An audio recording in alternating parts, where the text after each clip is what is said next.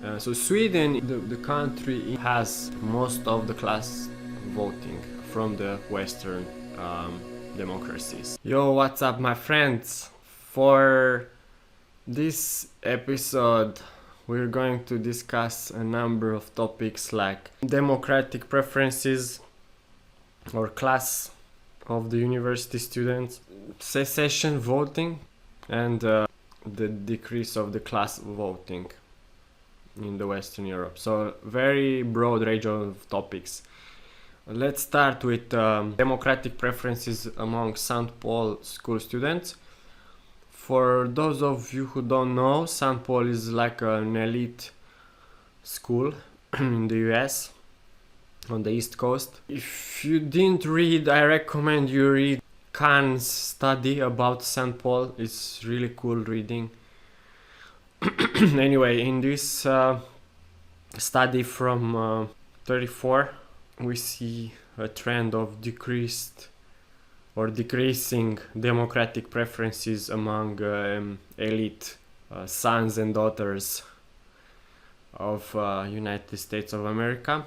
Social origins of university social scientists. Study from 58. The father's occupation of social scientists was mainly managerial and other professional. This is the social origin of social scientists. Okay, next, proportion of counties with different ratios of slaves voting for secession in 7 southern states. This is no surprise for anyone. The more slaves you had in your state, the more you wanted to separate from United States of America. This led to the war, secession war, where the Democrats won, and this is how US didn't split. And it's very interesting to see that these values differences still persist till today.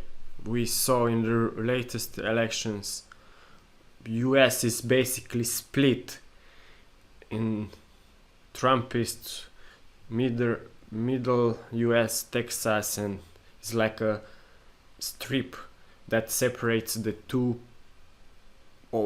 democratic Atlantic and Pacific sides of the US. So it's really interesting to see how this southern states values a bit extended to northwest, and the democratic strongholds are the Atlantic north east and kind of southwest. California and New York are still the progressive values, democratic values. Okay, next, the relationship between democracy and per capita GNP. So let's see, is it that the richer you are, the more democratic you are? And the answer is yes. The richest number of countries with per capita GNP above 2,300 have 76% of the democracies, while the poorest 24 countries have only 8% of the world democracies, with the poorest 60% only having 16% of the world democracies. There is also a concentration of democracies in the richest countries in the world. And it makes sense, right? The more saying you have in the decision making of your country, the better you feel, and the more productive you are. The less depressed you are, the more productive you are. And finally, let's zoom in a bit. The trend in class voting in 4 Western democracies between the 50s and the 80s. In Sweden, Great Britain, West Germany, and the USA. This is based on Alford's index of class voting. The highest drop in class voting is in the USA. So between 48 and 55, 56, there was a huge drop in class voting. So what happened there? I think this is an effect of the war also, that the US won the war and needed to be an example to the world, to be progressive, to give a direction to the world in how to behave, including on the election day.